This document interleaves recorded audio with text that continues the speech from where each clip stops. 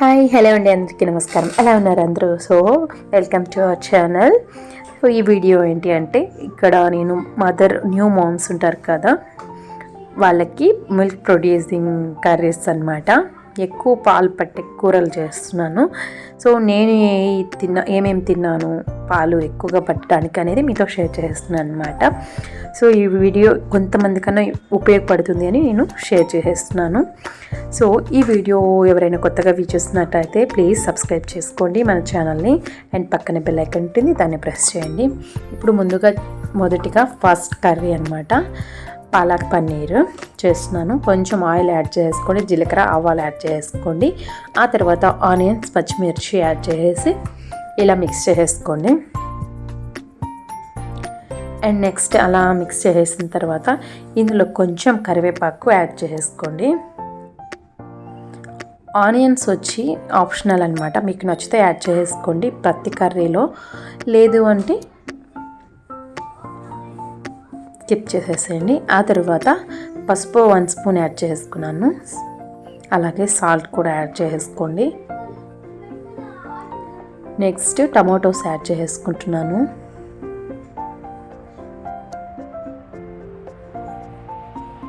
ఇలా నిక్లో చేసి పెట్టేసిన తర్వాత బాగా మగ్గుతాయన్నమాట టమాటోస్. ఆ తర్వాత పాలక్ సన్నగా కట్ చేసి పెట్టేసుకోండి. బాగా వాష్ చేసి సన్నగా కట్ చేసుకున్న తర్వాత ఇందులోకి యాడ్ చేసేసుకోండి.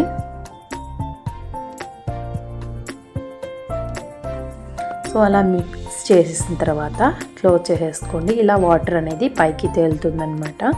ఇంతకన్నా ముందు నేను ఆ బాణలీలో పన్నీర్ అనేది ఫ్రై చేసేసి పెట్టేసుకున్నాను. సో అది పక్కన పెట్టేసుకున్నాను.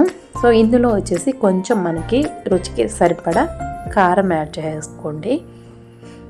రెడ్ చిల్లీ పౌడర్ యాడ్ చేసుకున్న తర్వాత అలా కొంచెం క్లోజ్ చేసేసిన తర్వాత నేను చెప్పాను కదా, ముందుగా నేను పన్నీర్ని యాడ్ చేసి పెట్టేసుకున్నాను, ఫ్రై చేసి చిన్నగా లైట్గా అలా. వాటిని కూడా యాడ్ చేసుకోండి. మీకు నచ్చితే ఫ్రై చేసినక్కర్లేదు, లేదు కావాలి అనుకుంటే అలా యాడ్ చేసుకోండి. లాస్ట్లో ఎండింగ్లో కొంచెం గార్లిక్ అలా కచ్చపచ్చ దంచి వెల్లుల్లి అలా వేసేసుకోండి. తర్వాత కొంచెం ధనియాల పొడి యాడ్ చేసుకోండి. ఆ తర్వాత ఎండింగ్లో కొంచెం కొత్తిమీరతో గార్నిష్ చేసేసుకోండి. అంతే, చాలా యమ్మీగా ఉంటుంది. సంగటిలోకి, చపాతీలోకి, రైస్లోకి చాలా అంటే చాలా యమ్మీగా ఉంటుంది. అండ్ సింపుల్ కర్రీ కూడా చాలా సూపర్ టేస్టీగా ఉంటుంది. ఈ కర్రీ చాలా ఉపయోగపడుతుంది పాలు రావడానికి. అండ్ ఇప్పుడు వచ్చేసి బీట్రూట్ ఫ్రై చేసేస్తున్నాను. బీట్రూట్ని బాగా వాష్ చేసుకున్న తర్వాత అలా తురుము పెట్టుకున్నాను అనమాట. ఇక్కడ గార్లిక్ని బాగా దంచుకోవాలి, అలా దంచి పక్కన పెట్టేసుకున్నాను. ఈ ప్రతి కర్రీలో గార్లిక్ అనేది ఇంపార్టెంట్ అనమాట. సో కొంచెం ఆయిల్ యాడ్ చేసుకొని కొంచెం మినపప్పు అలాగే కందిపప్పు యాడ్ చేసుకుంటున్నాను. పచ్చిశనగపప్పు యాడ్ చేయట్లేదు నేను ఇక్కడ. అండ్ గార్లిక్ యాడ్ చేసుకొని, కరివేపాకు యాడ్ చేసుకొని, అలాగే కొంచెం పసుపు యాడ్ చేసుకోండి. నెక్స్ట్ అవి వేయిన తర్వాత బీట్రూట్ తురుము ఉంటుంది కదా, అది యాడ్ చేసుకోండి. సో అలా మిక్స్ చేసేసి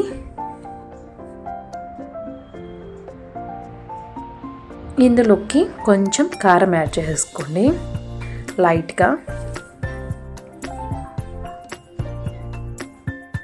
సో అలా మిక్స్ చేసుకున్న తర్వాత ఇందులో కొంచెం సాల్ట్ యాడ్ చేసుకోండి, రుచికి సరిపడా సాల్ట్.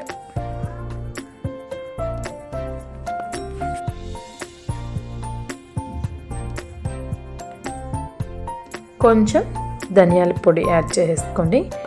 అండ్ ఎండింగ్లో కొంచెం కొత్తిమీర.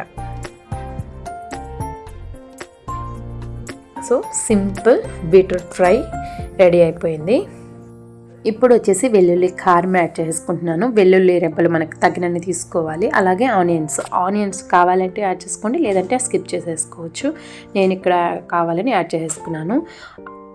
వెల్లుల్లి అండ్ ఆనియన్ అలాగే జీలకర్ర, కారం యాడ్ చేసుకొని మిక్సీ పట్టేసుకోండి. ఆ తర్వాత దానికి పోపు వేసేసుకోవడమే. ఆయిల్ అలాగే మినపప్పు, కొంచెం కందిపప్పు, కరివేపాకు, అలాగే ఎండుమిర్చి, కొంచెం ఇంగువ అంతే సరిపోతుంది వెల్లుల్లి కారం. ఇది రైస్లోకి, వేడి వేడి రైస్లోకి, దోశ, ఇడ్లీ వాటిలోకి చాలా బాగుంటుంది.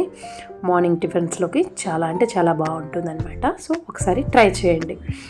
ఇంకొకటి వచ్చేసి ఇది సొప్పాతి ఆకు అంటారు, మాకు ఇక్కడ సోంపాకు అంటారు కొంతమంది.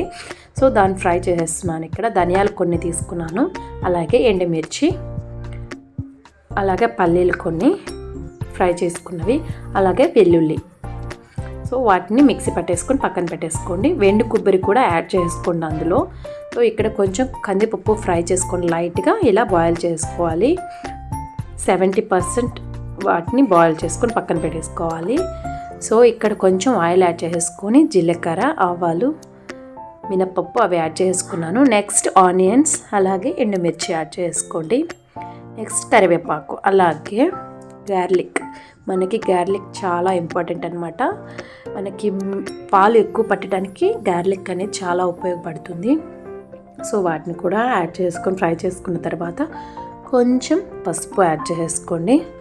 ఆ తర్వాత ఈ ఆకు ఉంటుంది కదా, సొప్పాతి ఆకు, అది కూడా యాడ్ చేసుకోండి. బాగా వాష్ చేసుకొని చిన్నగా కట్ చేసుకొని వేసుకోవాలన్నమాట. నీట్గా వాష్ చేసుకోండి. సో ఇక్కడ కందిపప్పు అనేది ఒక 70% బాయిల్ అయిందనమాట. దాన్ని పక్కన పెట్టేసుకోండి.